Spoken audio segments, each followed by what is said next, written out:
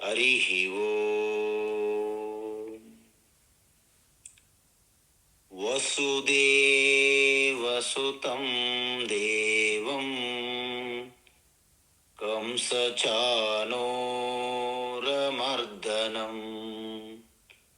దేవకీ పరమానందం కృష్ణం వందే జగద్గురుం. తీర్త్వా మోహార్ణవం హత్వా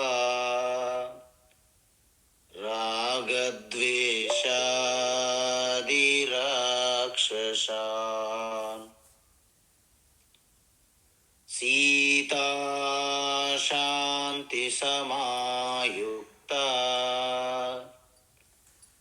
ఆత్మా రామో విరాజతే. ఆత్మా రామో విరాజతే. ఆత్మస్వరూప బంధుగణ, భగవద్గీత మహాజ్ఞానయజ్ఞంలో భాగంగా 7వ అధ్యాయం జ్ఞాన విజ్ఞాన యోగము అంటే ఆ పరమాత్మని యొక్క పరోక్షంగా తత్వాన్ని తెలుసుకోవడం జ్ఞానమైతే, దానిని మన స్వ అనుభూతిలో దర్శించడాన్ని అంటే అపరోక్షానుభూతి అంటారు. దానినే విజ్ఞానము అంటున్నారు భగవాన్ శ్రీకృష్ణుడు. అందువలన ఇక్కడ ఈశ్వరుని యొక్క స్వరూపం తెలుసుకుంటున్నాం మనం. ఈశ్వర స్వరూపము 2 విధములుగా ఉంటుందని చెప్పారు భగవాన్. ఒకటి ఆ లోవర్ లెవెల్ ఆఫ్ అంటే కింది స్థాయి స్వరూపము, దానినే మనము అపరా ప్రకృతి అంటాం. ఉన్నత స్థాయి స్వరూపం అంటే పరా ప్రకృతి అంటారు. అయితే ఈ అపరా ప్రకృతిలోనే మొత్తం వికారాలు జరుగుతున్నాయి తప్ప పరా ప్రకృతిలో ఎటువంటి వికారం జరగదు. కాబట్టి ఈ 2 ప్రకృతిని కలయికే ఈశ్వర స్వరూపము. అందువలన ఈ 2 స్వరూపాలలో అపరా ప్రకృతి 2 స్థాయిల్లో ప్రకటమవుతుంది. ఒకటి సూక్ష్మ స్థితి అంటే తన్మాత్రలు అంటారు. అంటే సూక్ష్మ పంచభూతాలు. వాటి తర్వాత స్థూల పంచభూతాలు అంటారు. అందువలన సూక్ష్మ పంచభూతములంటే సూక్ష్మ ప్రపంచాన్ని ధరించి ఉన్న ఆ చైతన్యాన్ని హిరణ్య గర్భ అంటారు. హిరణ్య గర్భ. ఆ సూక్ష్మ ప్రపంచము నుండి ఈ శరీరాలుగా దృశ్యముగా ప్రపంచముగా ప్రకటమై స్థూల ప్రపంచాన్ని ధరించి ఉన్నటువంటి ఆ చైతన్యాన్ని విరాట్ అంటారు. అందువలన మన కంటికి కనపడని అత్యంత చిన్న కీటకముల నుండి ఈవెన్ బ్రహ్మ వరకు అంటారు. అంటే ఆ బ్రహ్మ పిపీలికాది పర్యంతం మొత్తం ఈ సృష్టి అంతా కూడా మొత్తము ఆ యొక్క ఈశ్వరుని యొక్క సృష్టి. ఎలా అంటే సర్వభూతాన్ని, ఇక కనిపించేవి కనిపించనివి సూక్ష్మ క్రిమి కీటకముల నుండి అత్యంత ఆలోచన శక్తి కలిగినటువంటి ఆ మనుష్యులు, దేవతలు ఎవరున్నా సరే, ఇవన్నీ కూడా సర్వభూతాన్ని ఈశ్వరు నుంచి వచ్చింది అని చెప్పాలి. అంటే భూత భౌతిక ప్రపంచం అంటారు దీన్ని. ఎలా వచ్చింది అంటే ఏతద్యోనిని, భగవాన్ ఏమంటున్నారంటే నా నుండే వచ్చింది అంటున్నారు. ఆయన డైరెక్ట్గా అంటున్నారు నా నుండి వచ్చింది అని. ఎలా అంటే పరాప్రకృతి అపరాప్రకృతి, నా రెండు అంటే నా అపరాప్రకృతియే శక్తి ప్రకృతి, నా పరాప్రకృతి శివ, శివ పార్వతుని కలయిక అని అర్థం. లేకపోతే లక్ష్మీనారాయణ కలయిక అని అర్థం. ఇక్కడ లక్ష్మి అంటే అపర ప్రకృతి, పార్వతి అన్న, లక్ష్మి అన్న, సరస్వతి అన్న, దుర్గా, ఏ దేవి మాతృస్వరూపం, శ్రీమాత్రే నమః అంటే ప్రకృతి అపరా ప్రకృతి అని అర్థం. దాని వెనుక ఉన్నటువంటి చిదానంద చైతన్యం, కేవల శుద్ధ చైతన్యంకి పరాప్రకృతి. ఈ రెండు ఎప్పుడు కలిసే ఉంటాయి, విడిపోయి ఉండవు. అందుకే మనము ఆనందంగా దర్శించడానికి అర్ధనారీశ్వర తత్వంగా మనకి అందించారు మహాత్ములు. సో అందువలన యోని అంటే మూల కారణము అని చెప్పాను. సో ఈ రెండు పరా అపరా ప్రకృతి యొక్క సమ్మేళనాన్ని ఈశ్వర అంటారు పూర్తి స్థాయిలో. అందువల్ల ఈశ్వరే జగత్తు అయ్యింది, సాక్షాత్ ఈశ్వరే జగత్ అయ్యింది. అందుకే భక్తిలో ఆ చివరి దశ ఏదైతే ఉందో దాన్ని మనకి భగవాన్ శ్రీకృష్ణ అందిస్తున్నారు ఇక్కడ. ఏంట చివర భక్తి అంటే, ఇంతకీ 3 భక్తులు ఉన్నాయి, 3 రకాలు ఉన్నాయి. అవే మనం తెలుసుకోవాలి ఇప్పుడు. ఏమిటి? ఏకరూప భక్తి అంటారు. అంటే మనము ప్రారంభములో మనిషికి దైవం మీద భక్తి శ్రద్ధ ఏర్పడడానికి ఒక ఆకారం చూపెడతారు. అంత వ్యాపించింది అంటే ఎక్కడ చూస్తాడు ఆయన?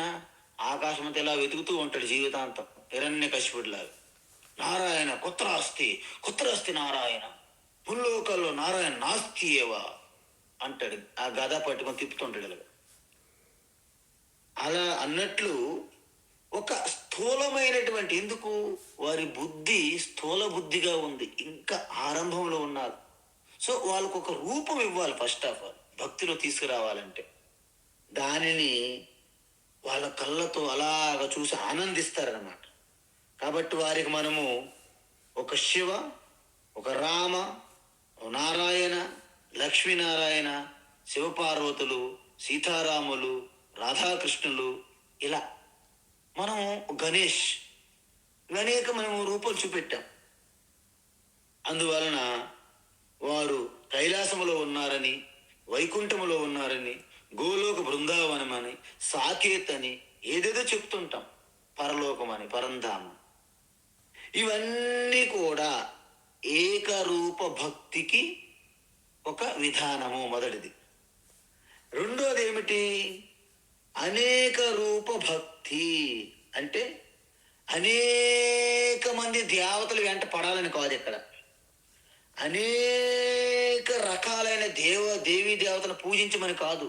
అనేక రూప భక్తి అంటే ఏమిటంటే భక్తి యొక్క పరాకాష్ఠ. ఎలాగా? జగత్ అంతా కూడా ఈశ్వరుడే వ్యాపించి ఉన్నారు, అన్ని రూపములు ఈశ్వరునివే. అంటే చెట్టులోను, పుట్టలోను, రాయిలోను, రప్పలోను, నీటిలోను, జంతువుల్లోను, మనుషుల్లోను, పక్షుల్లోను, సకల ప్రాణుల్లోనూ ఈశ్వర భావన కలిగి ఉండాలి. అన్నిట్లోనూ, చూసిన ప్రతి దాంట్లోనూ. అంటే మనకు విశ్వరూప దర్శనం అవుతుంది అన్నమాట. చూడండి, సాక్షాత్తు విశ్వరూప సందర్శన యోగంలో మనం చూస్తాం. ఆయనకి సూర్యచంద్రులు 2 నేత్రములు అయిపోతారు. అంటే దీన్ని అనేక రూప భక్తికి నిదర్శనం అంటారు. అయితే వాస్తవానికి ఆ యొక్క ఈశ్వర స్వరూపం చివరి తత్వం ఏమిటి? రూపము లేనిది, గుణము లేనిది, అశబ్దమస్పర్శమరూపమవ్యయం తథారసం నిత్యమగంధవచ్చయతు అంటారు. అందువలన అధ్యాత్మయోగాదిగమేన నిత్యం, ఇది కేవలము నామరూపాలను మీరు జార విడిచి అంటారు. అంటే మెల్లగా వదిలిపెట్టాలి ఆ భావన చింతల నుండి నామరూపాలని. అప్పుడు అధ్యాత్మ యోగం అంటారు దీన్ని. ఏంటి? మీ యొక్క అంతర్ముఖంగా ప్రయాణించడాన్ని అధ్యాత్మ యోగం అంటారు. ఆ అధ్యాత్మ యోగము ద్వారా మీకు అవగతం అవుతుంది అని చెప్తున్నారు ఉపనిషత్తుల్లో. అందువలన ఈశ్వర అంటే నిర్వికారము, నిర్గుణము అని తెలుసుకోవడం. అంటే ఏకరూప భక్తి నుంచి అనేక రూప భక్తి, అంటే వయ అనేక రూప భక్తికి వెళ్ళి అక్కడ ఆగిపోకుండా రూపము లేని ఈశ్వరతత్వానికి మనము ఎదగాలి. భాగ్యనగర భాగ్యలక్ష్యం నుంచి మన బయలుదేరి ఆగ్ర నుండి అమర్నాథ్కి వెళ్ళినట్టు అనమాట. మనము భాగ్యలక్ష్మి దగ్గర ఆగిపోకూడదు, ఆగ్రాలో కూడా ఆగిపోకూడదు. మన యాత్ర అమర్నాథ్ వరకు జరగాలి. అందువలన ఈ విధంగా అరూప భక్తి ఆరంభంలో మీకు చెప్పామనుకోండి, ఎవ్వరు వినరు. ఇదేదో మా గాలిలో చెప్తున్నారు, ఇది మాకు అంతుపట్టే విషయం కాదు, ఏమైనా తర్వాత జన్మలో చూసుకుందాం, ఇది మన వల్ల కాదు, ఇది ఎవరికో ఏదో బుద్ధుడికి, శ్రీకృష్ణ, వ్యాస, శంకర, వివేకానంద ఇలాంటి వాళ్ళు, రమణ మహర్షి ఇలాంటి వాళ్ళు తప్ప మన వల్ల కాదు అని వెనక్కి వెళ్ళిపోతారు. కాబట్టి ఏక రూపము, అనేక రూపము, రూపము లేని ఈశ్వరికి పైకి తీసుకెళ్తాము. అది ఈ భక్తి యొక్క రహస్యం. అయితే ఇక్కడ భగవాన్ ఏం చెప్తున్నాడు అనేది ఇంపార్టెంట్. అంటే ఇక్కడ రూపము లేని ఈశ్వరుని గురించి చెప్తున్నారు భగవాన్ శ్రీకృష్ణ. అంటే ఆయన అనుకుంటున్నాడు, మీరు ఆల్రెడీ ఏకరూప ఈశ్వర భక్తిలో బాగా నిష్ట సాధించి ఉన్నారు. విశ్వరూప జగత్తంతా మొత్తం సర్వం అంతః బహిః తత్సర్వం నారాయణ వ్యాప్య తిష్టతి. అంటే మొత్తము విశ్వరూపంగా దర్శిస్తున్నారని ఆయన మిమ్మల్ని గుర్తించారు భగవాన్ శ్రీకృష్ణ, మీరు యోగ్యులని. అందువలన సర్వానీతి ఉపధారయ, ప్రతీది నా వ్యక్తమైనటువంటి రూపంగా తెలుసుకొని ఆగిపోమనట్లేదు. నీ నరాల కణములో కూడా జీర్ణించుకో అర్జున. మీరందరూ ఇప్పుడు భగవద్గీత వింటున్న ప్రతి ఒక్కరు ప్రపంచంలో అర్జున స్వరూపాలే. వింటున్న వాళ్ళు, చెప్పేవాళ్ళు శ్రీకృష్ణ స్వరూపమే. అందువలన మీరు జీవితాంతం అర్జున స్వరూపం ఉండిపోకూడదు, కృష్ణ స్వరూపంలోకి మీరు మారాలి. అందువలన ఇక్కడ ఉపధారయ అన్నారు. చూడండి, ఉపధారి ఎందుకు అన్నారంటే, చాలా మందికి శ్లోకాలు, స్వామీజీ నాకు 700 శ్లోకాలు కంఠస్థ, మీరు బ్యాక్ నుండి చెప్పమంటారా? అయినా చెప్పేసారు. దడ దడ దడ ఎత్ర యోగీశ్వర కృష్ణ స్టార్ట్ చేసి ఇక్కడ ధర్మక్షేత్రే కురుక్షేత్ర అక్కడ వరకు వచ్చేస్తారు వాళ్ళు. మీరు నెంబర్ చెప్పినా, మీరు ఒక పదం చెప్పినా శ్లోకం చెప్పేస్తారు. కానీ వాళ్ళకి గీతతో సంబంధం ఉండదు, అది మనసులో ఒక భాగంలో కూర్చుంటుంది అంతే. అందుకే భగవాన్ ఏమంటున్నారంటే, మీరు 700 శ్లోకాలు కంటెస్ట్ పెట్టారా, ఒక్క శ్లోకం కంటెస్ట్ పెట్టారా, నాకు సంబంధం లేదు. మీరు దాన్ని జీర్ణించుకున్నారా మీ నరాలలో, ఆ దానిని ఉపధారయ అన్నారు ఇక్కడ. అంటే సర్వాన్ని ప్రతిదీ నా వ్యక్త రూపంగా నువ్వు తెలుసుకొని జీర్ణించుకో. అయితే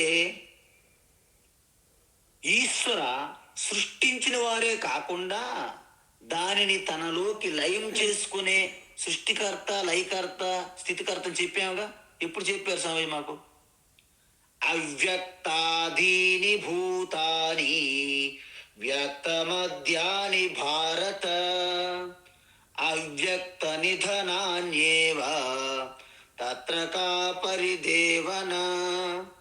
2వ అధ్యాయంలో 28వ శ్లోకంలో చెప్పడం జరిగింది. అంటే ఏంటి? ప్రతిదీ అవ్యక్తము నుంచి వ్యక్తమవుతున్నది, మళ్ళీ అవ్యక్తంలోకే వెళ్ళిపోతుంది. అంటే ఈశ్వర సృష్టి స్థితి లయ కారకుల కాదు చెప్పండి మీరు? ఎస్. అందువలన సముద్రములో ఒక కెరటం ఇలా పుట్టింది. ఆ సృష్టి బ్రహ్మాజీ వచ్చారు, అలా సృష్టించారు. కొంత సమయం అలా ఇటు అటు ఊగుతుంది. దాన్ని రక్షిస్తున్నారు ఎవరు? స్థితికర్త విష్ణు. కొంత సమయంకి నీటిలోనే లయమైపోతుంది. లయకర్త ఎవరు? రుద్ర లేదా శివ. ఆ విధంగా ఈ సృష్టి ఎప్పుడు నిరంతరము పుడుతుంది, ఉంటుంది, లయమైపోతుంది, పుడుతుంది, ఉంటుంది, లయం. దీన్ని సృష్టి చక్రము అంటారు. అయితే ఎప్పుడు మొదలయ్యింది? ఎవరిని అడిగారు అనుకోండి, ఇదేమైనా ఒక తిన్నగా ప్రయాణించే ఒక రేఖ అంతే, ఒక లైన్ లాగా కాదు, ఒక గీతలాగా. ఇది ఎలాంటిది? ఇది ఒక వృత్తము లాంటిది. మీ గాజు అమ్మలు వేసుకుంటారు మన చేతులకి. అది ఎలా ఉంటుంది గాజుకి? ఎక్కడి నుంచి గాజు ఆరంభమైంది, ఎక్కడ అంతమైంది మీరు చెప్పగలరా? చెప్పలేరు. ఈ సృష్టి కూడా మొదలు ఉండదు, అంతము ఉండదు. ఇది అలాగా సృష్టి తిరుగుతుంది అన్నమాట. అందుకే దీన్ని ఈ సృష్టి చక్రంలో మనం ఒక్కసారి ఎంటర్ అయితే మనం బయటపడడం చాలా కష్టం. పునరపి జననం పునరపి మరణం పునరపి జఠరే పునరపి జనని జఠరే శయనం భజ గోవిందం భజ గోవిందం అని చెప్పారు. అంటే నిరంతరం పుట్టడము చావడము, పుట్టడము చావడం. అంటే పుడతారు దేనికోసం అండి? చావడానికి. చావడం దేనికోసం? మళ్ళీ పుట్టడానికి. అంటే ఇది చక్రం అన్నమాట. జాతస్య ధ్రువో మృత్యు ధ్రువం జన్మ మృతస్య చ అని చెప్పారు. అయితే మీ అందరికీ తెలుసు, ఈ జన్మ మరణ ఈ చక్రం నుండి బయటపడడాన్ని మోక్షం అంటారు. కాసేపు మీరు చూడండి, మనం ప్యారడైజ్ సెంటర్లోనో లేక ప్యారడైజ్ గ్రౌండ్లోనో పెరేడ్ గ్రౌండ్లో మనకి ఒక సర్కస్ పెడతారు. ముంబై సర్కస్ అంటారు. అక్కడ పెద్ద జైంట్ వీల్ ఉంటుంది, తిరుగుతుంటుంది ఇలా. సపోజ్ ఎంతో సరదాగా మనము టిక్కెట్ కొని మరీ దాంట్లో కూర్చుంటాం. కూర్చొని తిరుగుతున్నప్పుడు మీకు ఒకటి అర్థమైంది, ఎప్పటికీ ఆగట్లేదు. అది ఏంటి కారణం? అక్కడ స్విచ్ పని చేయట్లేదు అనమాట. అప్పుడు మీలో ఆనందం, ఉత్సాహం పోయి బాధ, భయము, దుఃఖం మొదలవుతుంది. ఎందుకు? దానికి అంతం లేదు. ఏ విధంగా అయితే మొదట ఆనందంగా, ఉత్సాహంగా చక్రంలో కూర్చున్నారో, బయటపడడానికి ఎప్పుడైతే వీలు పడట్లేదు, ఎంత భయము, దుఃఖం అనిపిస్తున్నారో, ఈ జననము మరణం కూడా అలాంటి చక్రం లాంటిదే. మనం చెప్పాం, పులితోక పట్టుకొని విడిచిపెడితే చంపేస్తుంది. అలాగని దాంతోపాటు మనము పరుగులు తీయలేకపోతున్నాం. ఎలాంటిది? అలాంటిది ఈ జనన మరణ చక్రం లాంటి. అందుకే ఆయన ఏమంటున్నారు? అహం కృత్నస్య జగత. అంటే జగత్ యొక్క పూర్తి ఏంటి? ప్రభవ అహమేవా. ఈ సంపూర్ణ జగత్తుకి నేనే సృష్టికర్తను అని చెప్తున్నారు. కేవలం సృష్టికర్త కాదు. ప్రళయ తథా అంటే దాన్ని తనలోకి తీసుకుంటున్న లయకర్త కూడా. మనము సాలిపురుగు చూసాం దృష్టాంతం అంతకుముందు. ఆ విధంగా ఈశ్వర సృష్టికి, స్థితికి, లయకు కారణము. అయితే దీన్ని మరింత ఆ యొక్క రూపములేని ఈశ్వర తత్వాన్ని ఎలా ఈ సృష్టిని అంతని ధరించి ఉన్నారు అని చెబుతున్నారన్నమాట. ఏంటి ఈ శ్లోకము?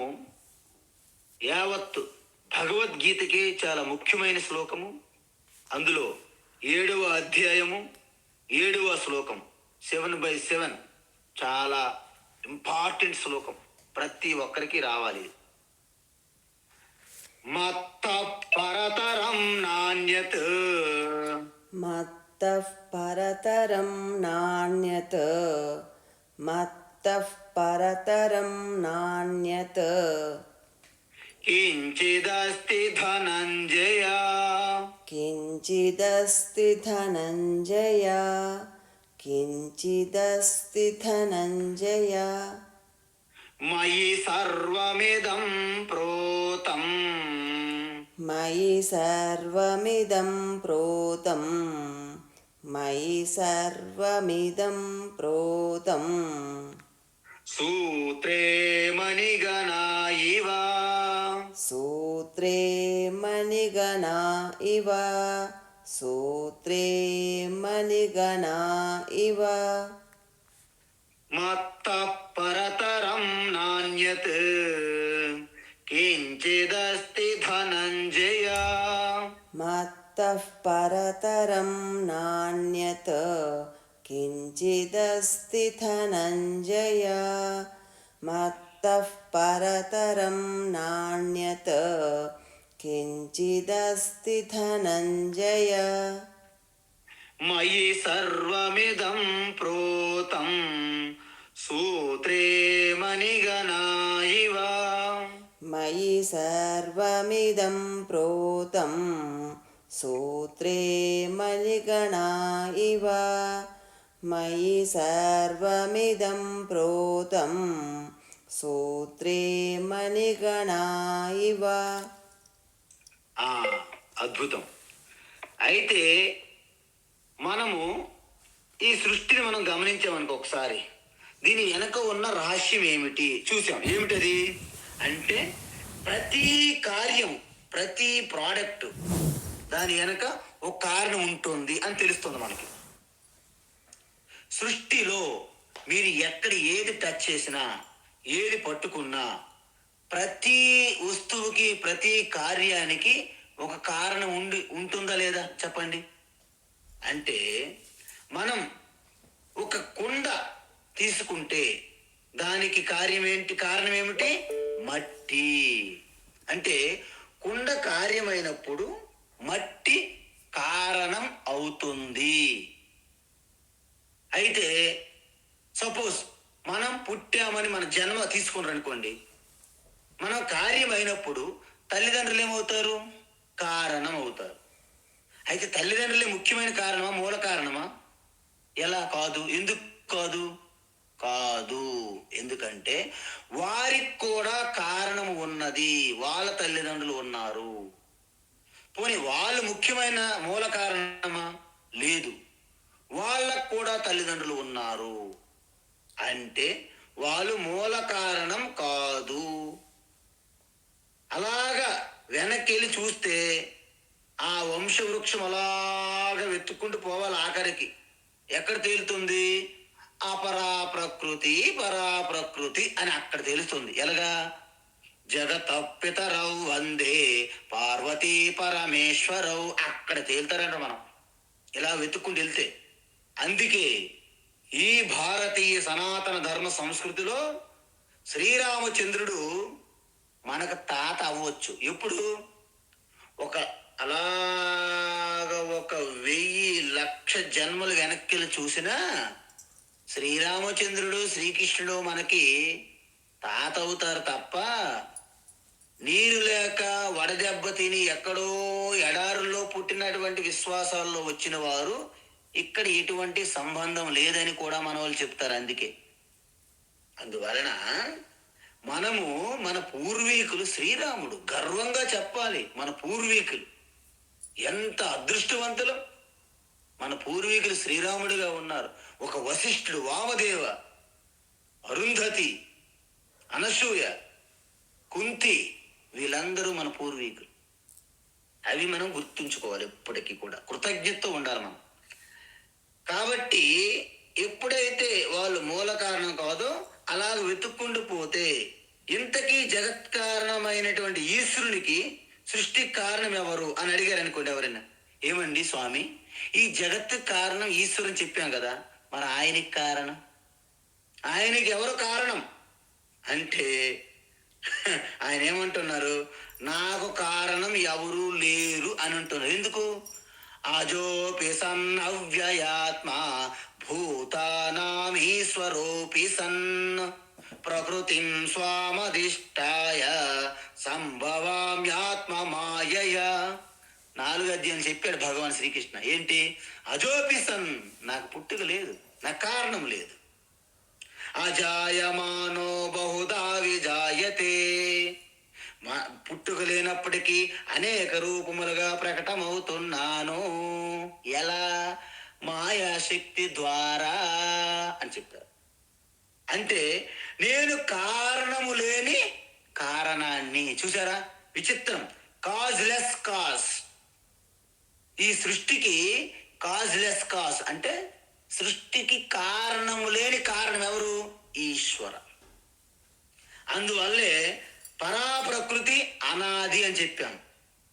అపరాప్రకృతి కూడా అనాదే. ఎందుకు? శివశక్తి ఎప్పుడు విడిపోయి ఉండదు, ఒకటే, కలిసే ఉంటాయి. ఎందుకంటే ఆ శక్తి లేకపోతే శివ ప్రకటన కాదండి. బల్బు, ఫ్యాను, ఏ ఎక్విప్మెంట్ మీరు పెట్టకండి ఎలక్ట్రికల్. మరి ఎలక్ట్రిసిటీ ఉన్నదా లేదని ఎలా తెలుస్తుంది మీకు? ప్రకటన అవ్వదు శక్తి. ఆ యొక్క ఎలక్ట్రిసిటీ ప్రకటన అవ్వాలంటే ఎక్విప్మెంట్ ఉండాలి. ఆ శివ ప్రకటన అవ్వాలంటే ప్రకృతి మాత ఉండాలి అర్థం. అంటే ఆది అంతము లేనిది అని అర్థం. ఈ రెండింటి సమ్మేళనమే ఈశ్వరుని కూడా చెప్పాను.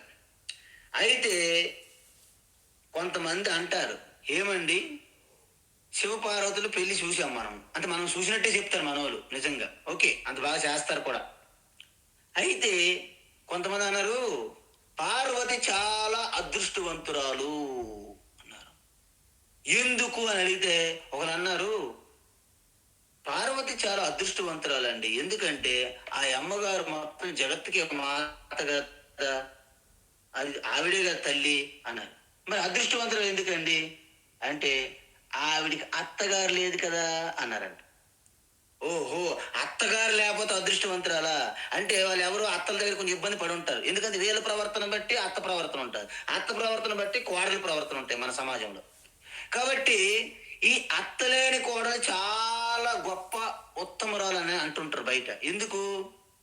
ఈవిడి స్వేచ్ఛ, ఇంకెటువంటి కండిషన్స్ ఎటువంటివి ఉండవు అనమాట, నియమాల నిబంధనలు. ఆ విధంగా పార్వతికి అత్త లేదు. ఎందుకు? శివునికి తల్లి లేదు, అందుకోసం. అందువలన ఇది జోకు, మీరేం సీరియస్ తీసుకోవద్దు.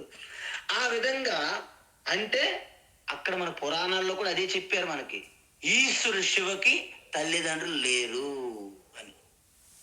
అందుకే ఈ బ్రహ్మ విష్ణు ఎవరో మేనేజ్ చేస్తారనమాట ఆయనకి. అంటే ఆ పెళ్లి కొడుకు తరపు బంధువర్గంగా అలా మేనేజ్ చేస్తారనమాట. ఇది మనకి పురాణాల్లో చెప్తారు.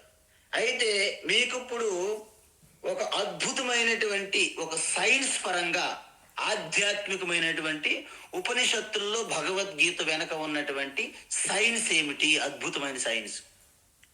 మీరు చిన్న 3 సూత్రాలు చెప్తే మళ్ళీ గుర్తుపెట్టుకోండి. ఒకసారి చెప్పాననే నాకు గుర్తులేదు. ఈ సృష్టిలో ఏ వస్తువు కానీ, ఏ ఐటమ్ కానీ, ప్రోడక్ట్ కానీ దానికి కారణం ఉంటుంది. ఒక మట్టి పాత్ర ఏదైనా తీసుకుంటే దానికి కారణం మట్టి. ఒక ఆర్నమెంట్, ఆభరణం తీసుకుంటే దానికి కారణం బంగారం. ఒక ఫర్నిచర్ ఏదైనా మీరు తీసుకుంటే దానికి కారణం చెక్క. ఈ విధంగా ప్రతిదానికి కారణం ఉంటుంది.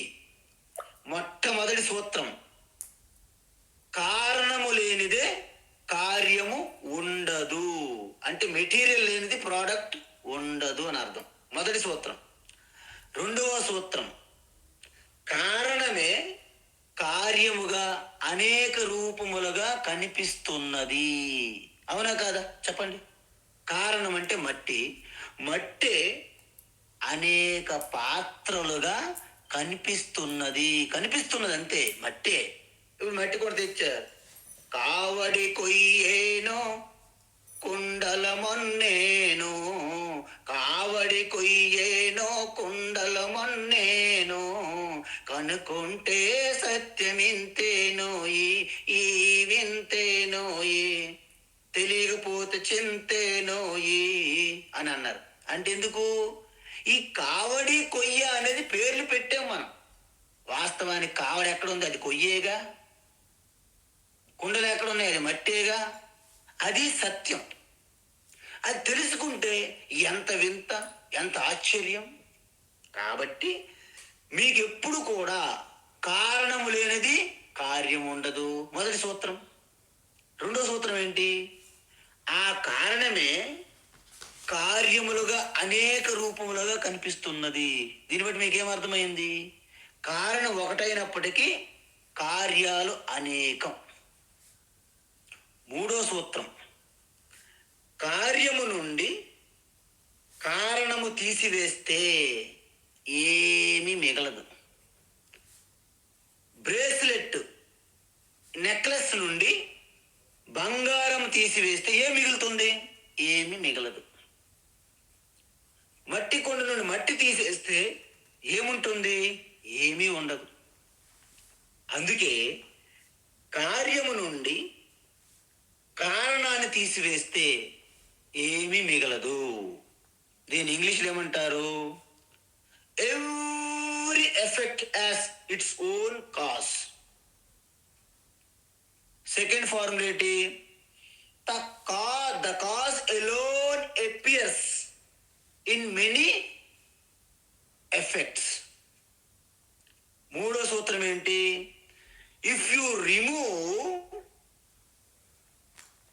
Cause from effect nothing remains. So ఇవి మూడు సూత్రాలు అన్నమాట.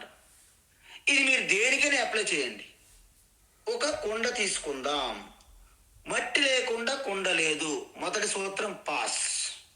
రెండో సూత్రం ఏంటి? కారణమే కార్యముగా కనిపిస్తుంది. నిజమే కదా? మట్టే నిజానికి కుండగా కనిపిస్తున్నది మనకి.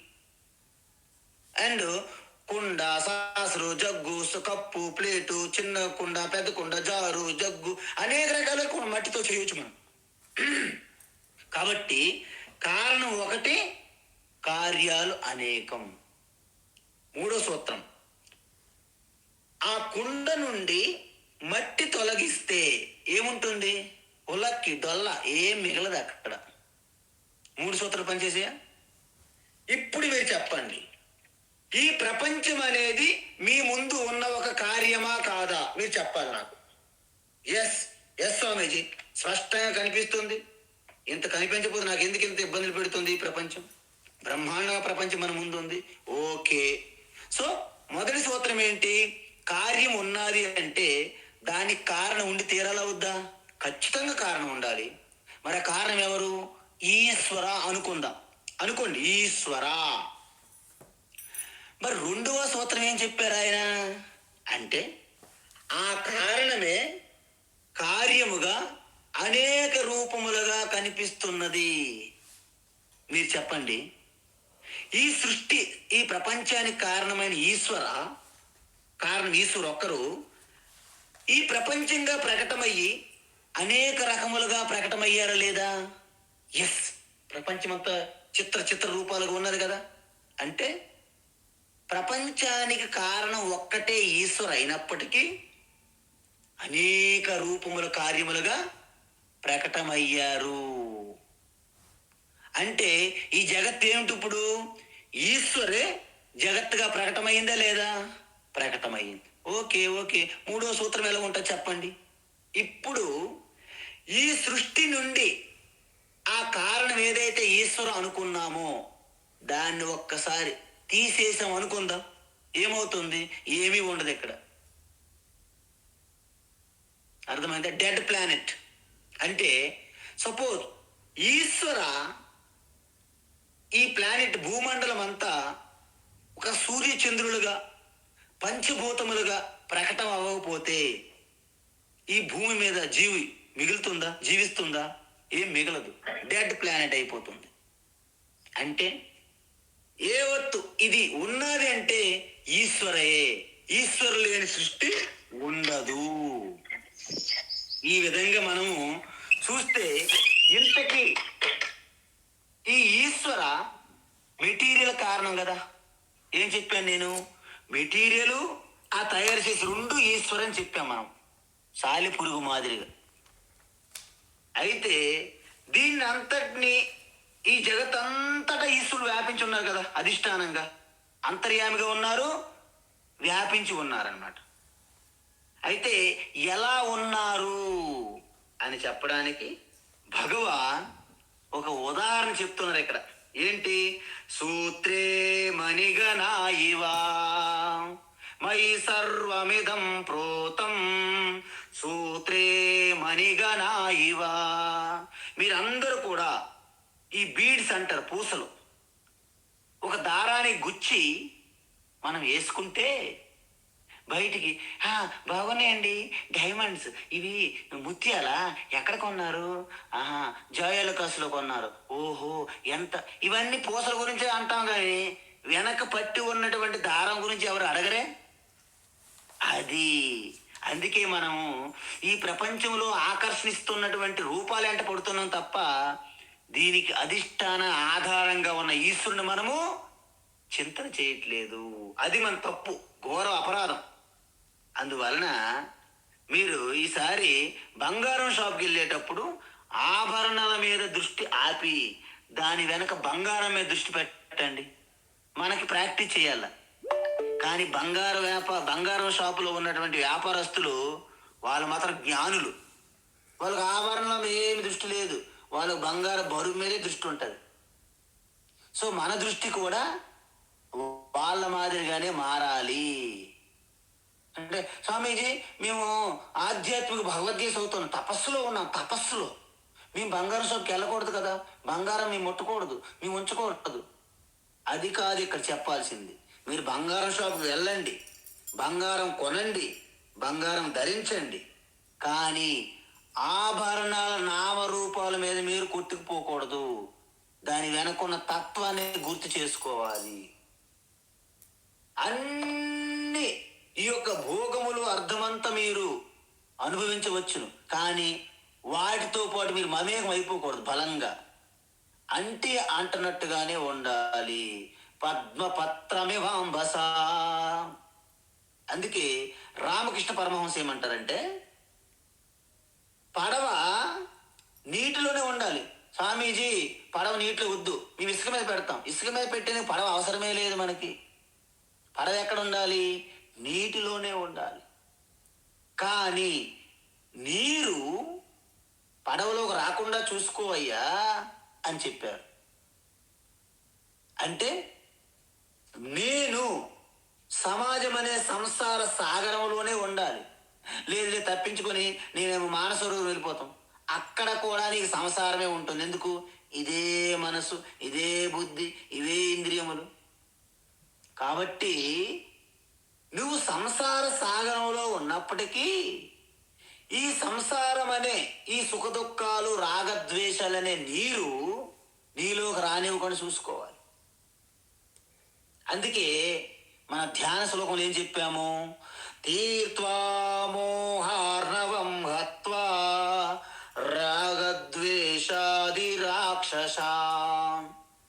తీర్త్వ మోహం అనే ఈ భవసాగరం, సంసార సాగరాన్ని దాటాలంటే రాగద్వేషాలనే రావణ, కుంభకర్ణ, దంతవక్ర, శిశుపాల, శుంభ, నిశుంభ, హిరణ్యాక్ష, హిరణ్యకశ్ప అనే మధుకైటం అనే రాగద్వేషాలను మనము నాశనం చెయ్యాలి ఫస్ట్. అప్పుడే శాంతమైపోయినటువంటి ప్రశాంతతలో అక్కడ లయమైపోతుంది మనస్సు. దాని నుండి ఆత్మారామ ప్రకటమవుతారు అని చెప్పారన్నమాట. అందువలన ఈ విధంగా మీకు ఎవరైనా ఈశ్వరు గురించి అడిగితే ప్రతి ఇసుక రేణువు కూడా మీరు ఇలా టచ్ చేస్తే దాంట్లో కూడాను పరా ప్రకృతి అపరా ప్రకృతి కలయిక ఉంటుంది, శివశక్తి. అందుకే ఈ మధ్య చంద్రయాన్-3లో మన శాటిలైట్ అక్కడ ల్యాండింగ్ అయిన పాయింట్కి మన ప్రధానమంత్రి నరేంద్ర మోడీ గారు శివశక్తి అని పేరు పెట్టారు. దీని తత్వము రహస్యం తెలియనిటువంటి మేధావి వర్గం ఉంది ఒకటి. వాళ్ళు మేధావులు అంటారు, మేధావులు కాదు, మేత ఆవులు. కాబట్టి శివశక్తి అని పెట్టకూడదు, ఇది హిందూ మతం అని గగ్గోలు పెట్టారు కొంతమంది. యావత్ సృష్టి అంతా శివశక్తి. ఎవరైతే గగ్గోలు పెట్టి ఏడ్చారో ఆయన కూడా శివశక్తి స్వరూపమే. ఎందుకంటే ముందే మనం చూసాం, శరీరము, ఇంద్రియములు, మనస్సు, బుద్ధి, ఆ హృదయము, బ్రెయిన్ ఇవన్నీ కూడా ఆ శక్తి స్వరూపము. దాని వెనుక నుండి చైతన్యాన్ని అనుగ్రహిస్తున్న శక్తియే శివశక్తి కలయికే. అంతవరకు వాళ్ళకి బుద్ధి ఎక్కడ పనిచేస్తుంది? వాళ్ళంత స్థూల బుద్ధి కదా.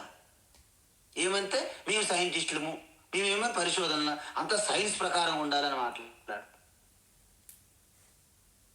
నీ సైన్స్ అంతా మ్యాటర్ మీద, అంటే డెడ్ బాడీస్ మీద, మ్యాటర్ మీద నువ్వు చేయగలవు.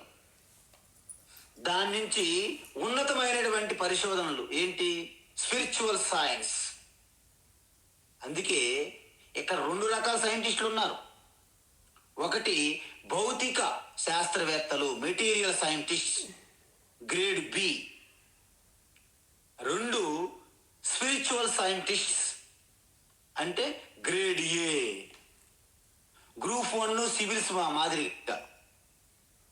గ్రేడ్ ఏ అంటే అవర్ మెటీరియల్ సైంటిస్ట్, అందరూ ఆల్ నోబెల్ లారెట్స్.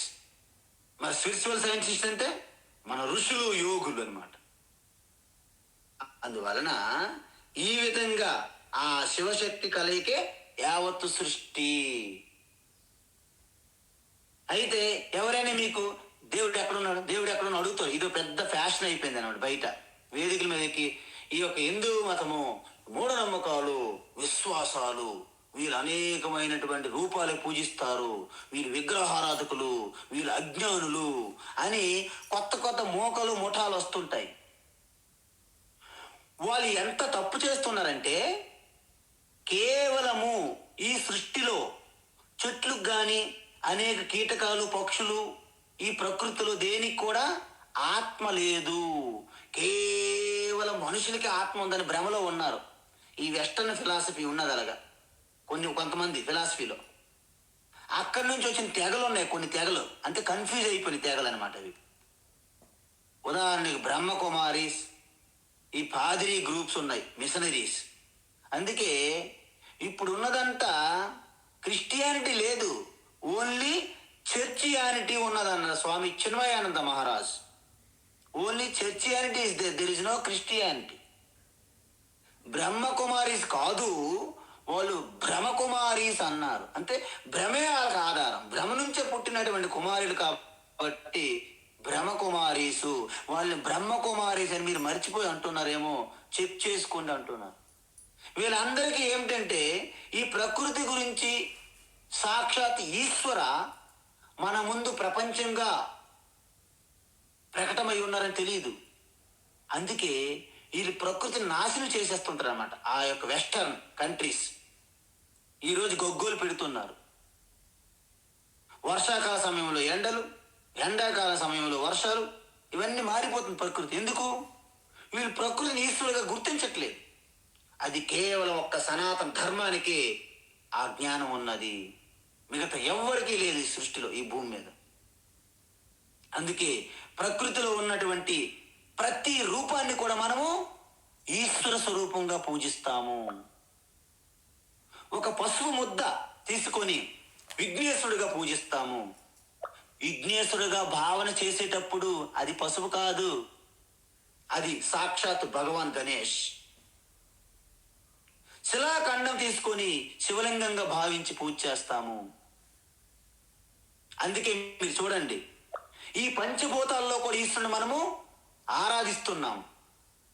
ఆకాశలింగం చిదంబరంలో ఉన్నది, వాయులింగం శ్రీకాళహస్తిలో ఉన్నది, అగ్నిలింగం అరుణాచలం తిరువన్నామలలో ఉన్నది, జలలింగం జంబుకేశ్వరంలో ఉన్నది, మట్టితో కూడిన లింగం కాంచీలో ఉన్నది. అంటే ఏంటి? పంచభూతముల నుంచి కూడాను ఆ పరమాత్మను పూజిస్తున్నాము. ఓం నమో నమశివాయ అక్కడి నుంచి వచ్చింది.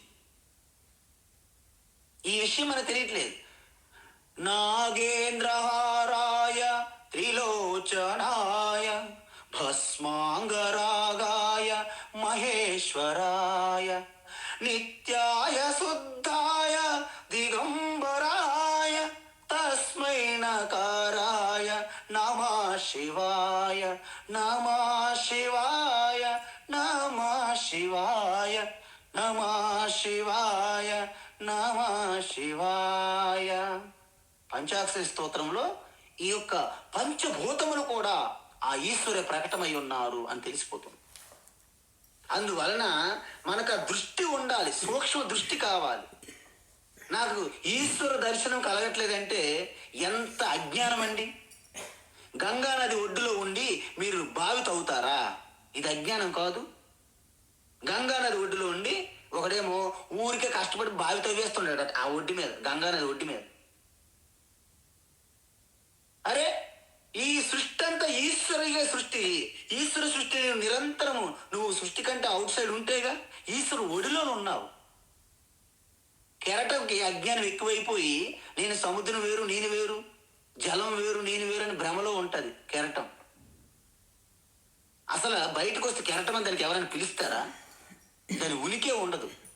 మనం కూడా ఈశ్వరుని ఒడిలో ఉండి ఈశ్వరుడు ఎక్కడ? హిరణ్యకశిపుడిలాగా.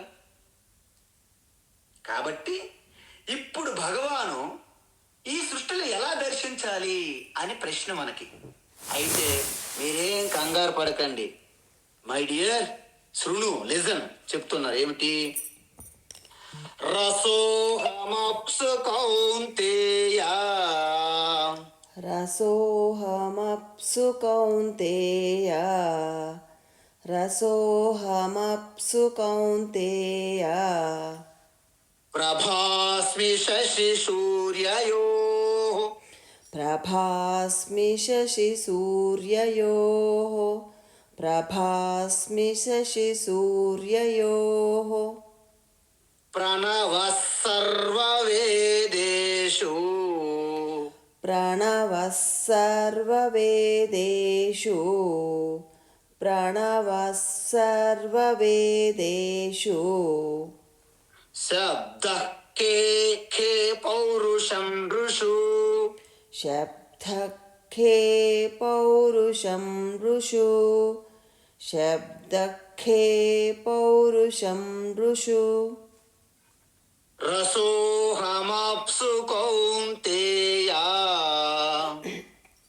ప్రభాస్మి శశి సూర్యయోః రసోహమప్సు కౌంతేయ ప్రభాస్మి శశి సూర్యయోః రసోహమప్సు కౌంతేయ ప్రభాస్మి శశి సూర్యయోః ప్రణవః సర్వవేదేషు శబ్దః ఖే పౌరుషం ఋషు ప్రణవః సర్వవేదేషు శబ్దః ఖే పౌరుషం ఋషు ప్రణవః సర్వవేదేషు శబ్దః ఖే పౌరుషం ఋషు. ఉత్తమం, ఉత్తమమ్మా. ఇప్పుడు ఈ సృష్టిని ఈశ్వర ఎలా నియంత్రిస్తున్నారు అనే విషయం మనకు తెలియాలి. అంటే పంచభూతములలో కూడా ఆ ఈశ్వర శక్తి ప్రవేశించి ఈ సృష్టిని ఎలా నియంత్రిస్తున్నది అనేది ఇక్కడ భగవాన్ చెప్తున్నారు. ఏంటి? అనేక రూప ఈశ్వరుని ఇప్పుడు ఈ భగవాన్ శ్రీకృష్ణ వర్ణిస్తున్నారు. ఏమన్నా మనము ఏకరూప ఈశ్వరు నుండి అనేక రూప ఈశ్వరులకు మనము మారాలి. అంటే ఈ అనేక రూప ఈశ్వరుని గురించి ఇప్పుడు శ్రీకృష్ణ భగవాన్ వివరిస్తున్నారు. ఏంటది అంటే, మనము ఏదైతే ఈ భూమి, నీరు, అగ్ని, వాయువు, ఆకాశం, ఈ పంచభూతాలలో కూడాను ఈశ్వరుని యొక్క శక్తి ఉండి ధరించి ధారణ చేసి పోషిస్తూ రక్షిస్తున్నది అని చెప్తున్నారు అన్నమాట. మనము మొదటి ఏక రూపం నుండి అనేక రూపంలోకి వెళ్ళడానికి మనకు చాలా కష్టం అనిపిస్తుంది.